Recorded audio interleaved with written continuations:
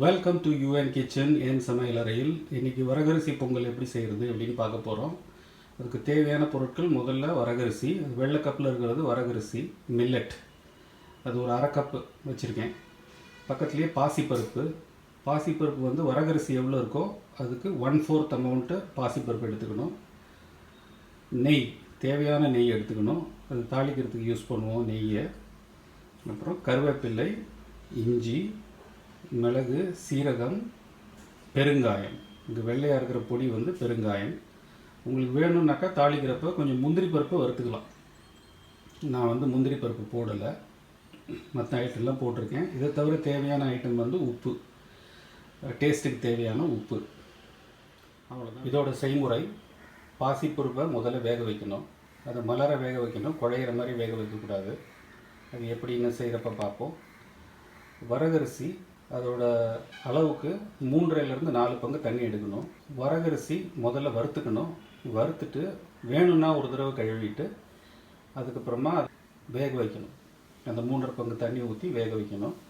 So அது வேக வைக்கிறப்ப நீங்கள் வந்து உப்பு, இஞ்சி சேர்த்துக்கணும். அது வரகரிசி வெந்த உடனே அந்த பாசிப்பருப்பு வெந்ததையும் அதோடு சேர்த்துட்டு கொஞ்சம் கிளறி விட்டுட்டு, தாளிக்கிறதுக்கு முறை எப்படி அப்படின்னாங்க, நெய் எடுத்து நெய்யை சூடு பண்ணி முந்திரி பருப்பு வேணும்னா அதில் வறுத்துட்டு, அது முந்திரி பருப்பு வறுப்பட்ட உடனே அதில் கொஞ்சம் பெருங்காயம், அதுக்கப்புறம் கருவேப்பிள்ளை போட்டு தாளித்து, அதுக்கப்புறமா அதை பொங்கலில் சேர்த்துட்டிங்க அப்படின்னாக்கா பொங்கல் சூப்பராக வரும்.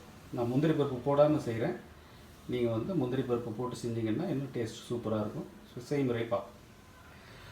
முதல்ல பாத்திரத்தை அடுப்பில் வச்சு அடுப்பை ஆன் பண்ணிவிட்டு அதில் வந்து கொஞ்சம் தண்ணி ஊற்றிக்கிறோம். இது பருப்பு வேக வைக்கிறதுக்காக.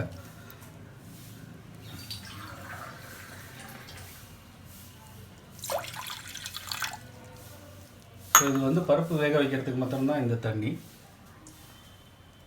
வரகரிசி வேக வைக்கிறதுக்கு தனியாக வரகரிசி எடுத்துருக்கிற அளவுக்கு 3.5லேருந்து 4 பங்கு தண்ணி ஊற்றணும். ஸோ இது வந்து பருப்பு வேக வைக்கிறதுக்கு மாத்திரமான தண்ணி. இது தனி, வரகரிசி வேக வைக்கிற தண்ணி தனி. இப்போ நம்ம சுட வச்சுருக்கிற தண்ணியில் பாசிப்பருப்பு உள்ளே சேர்த்துக்கிறோம். லேசாக மஞ்சத்தூள் போட்டிருக்கேன் நான். அப்புறம் ஒரே ஒரு ட்ராப் எண்ணெய் விட்டுட்டு மூடியை ஃபுல்லாக மூடாமல் கொஞ்சம் ஓரத்தில் திறந்துருக்கிற மாதிரி மூடணும். ஏன்னா ஃபுல்லாக மூடினீங்க அப்படின்னாக்கா அந்த பருப்பு வந்து வேகிறப்ப பொங்கி வரும். பொங்கி வந்து வெளியிலெல்லாம் வழிஞ்சிரும். அது வராமல் இருக்கணும் அப்படின்னாக்க இப்படி ஒரு ஓரமாக திறந்து வேக வைக்கணும். இது வந்து ஒரு 5லேருந்து 7 நிமிஷம் ஆகும் வேகிறதுக்கு. ஸோ அது வேகிறதுக்கு வெயிட் பண்ணும். சுமார் 11 நிமிஷம் கழித்து நான் அடுப்பை ஆஃப் பண்ணிட்டேன். பருப்பு நல்லா வெந்துருச்சு, குழையாமல் ஒரு மாதிரி சாஃப்ட் ஆகிடுச்சு. ஸோ அந்த ஸ்டேஜில் வந்து இதை ஸ்டாப் பண்ணிடணும். ஸ்டாப் பண்ணிவிட்டு திருப்பி அடுப்பை ஆன் பண்ணி நம்ம வரகரிசியை வறுத்துக்க போகிறோம்.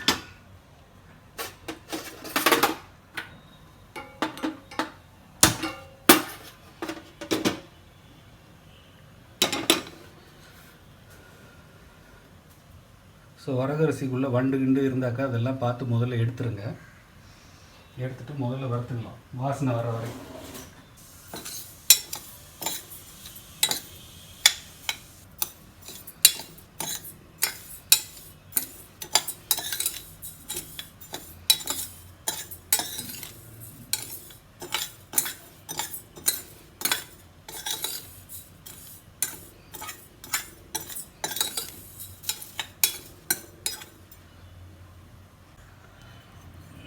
இப்போ ஒரு 4-5 நிமிஷம் வறுத்த உடனே வரகரிசி நல்லா வாசனை வந்துடுச்சு. ஸோ நான் அடுப்பை ஆஃப் பண்ணிட்டேன். அடுத்த ஸ்டெப்பு, இதை வந்து வேணும்னா கழுவிட்டு இதில் தண்ணி ஊற்றி இதை வேக வைக்கணும். இப்போ வறுத்த வரகரிசியை கழுவிட்டோம். அதில் வந்து 3.5 பங்கு தண்ணி ஊற்ற போகிறோம்.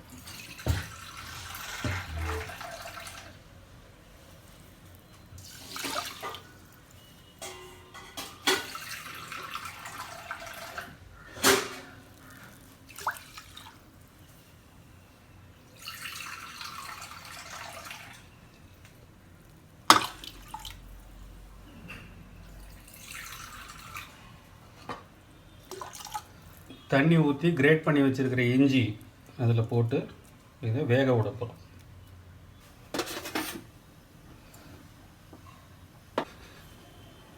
ஸோ வரகரிசி வேகிறப்பயே அதுக்கு தேவையான அளவு உப்பு சேர்த்துருவோம்.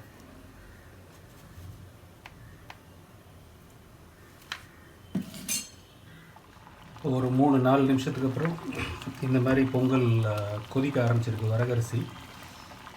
ஸோ இன்னும் கொஞ்சம் அது சாலிட் ஆகிற வரைக்கும் வெயிட் பண்ணிவிட்டு அதுக்கப்புறமா பருப்பு சேர்க்கணும். இப்போ ஓரளவுக்கு கொதித்து பொங்கல் வந்து ஆல்மோஸ்ட் தயாராகிடுச்சு. வரகரிசி வேக வச்சது தயாராகிடுச்சு பொங்கலுக்கு. ஸோ இந்த ஸ்டேஜில் உங்களுக்கு வேணும்னா உப்பு கொஞ்சம் செக் பண்ணிக்கோங்க. எனக்கு உப்பு கொஞ்சம் கம்மியாக இருக்குது, அதனால நான் உப்பு கொஞ்சம் போட்டுக்கிறேன்.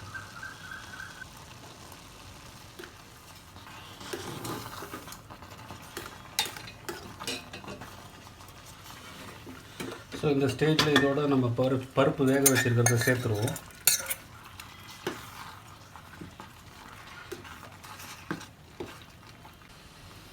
ஸோ பருப்பு சேர்த்ததுக்கப்புறம் தண்ணியெல்லாம் வற்றி போய் அது ட்ரையாக பொங்கல் ஆகிற வரைக்கும் கொஞ்சம் அதை வந்து கிளறிகிட்டே இருக்குது. இன்னும் அதில் நிறைய தண்ணி இருக்குது.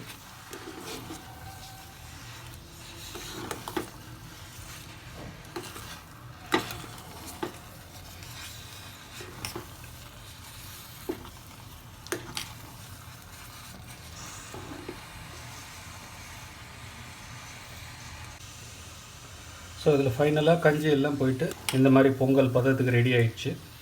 ஸோ இந்த ஸ்டேஜில் அடுப்பு ஆஃப் பண்ணிட்டு இனிமேல் தாளித்து ஊற்றிட வேண்டியதான். நான் அடுப்பை ஆஃப் பண்ணிட்டேன். அடுத்து தாளிக்கிறப்போ ஸோ தாளிக்கிறதுக்கு முதல்ல கொஞ்சம் நெய் ஊற்றிக்கிறேன் நான்.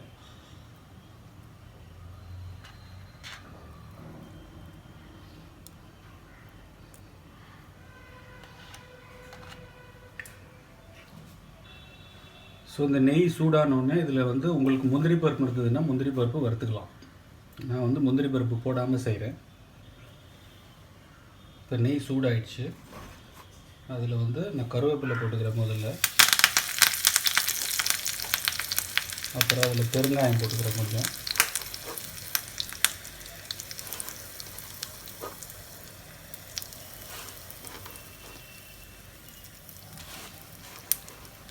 ஸோ பெருங்காயம் போட்டுட்டு நான் அடுப்பை ஆஃப் பண்ணிடுறேன்.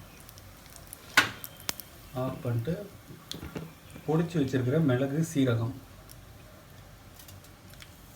இந்த பொடிச்சு வச்சுருக்க மிளகு சீரகம் அதை அதில் போட்டுக்கிறேன்.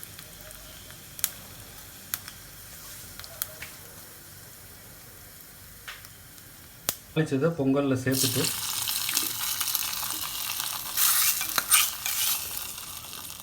பொங்கலை ஒரு கிளறி விட்டிங்கனாக்கா நம்ம வரகரிசி பொங்கல் தயார். இது ஒரு ஹெல்தியான பொங்கல், நிறைய ஊட்டச்சத்து நிறைந்த பொங்கல். இது நம்மளோட ஃபைனல் ப்ராடக்ட் வரகரிசி பொங்கல். இது கொஞ்சம் தேங்காய் சட்னி பண்ணி அதோட சேர்த்து சாப்பிட்டிங்கன்னா ரொம்ப சூப்பராக இருக்கும். சாப்பிட்டு பார்த்து என்ஜாய் பண்ணுங்கள். தேங்க்யூ ஃபார் வாட்சிங். பாய்.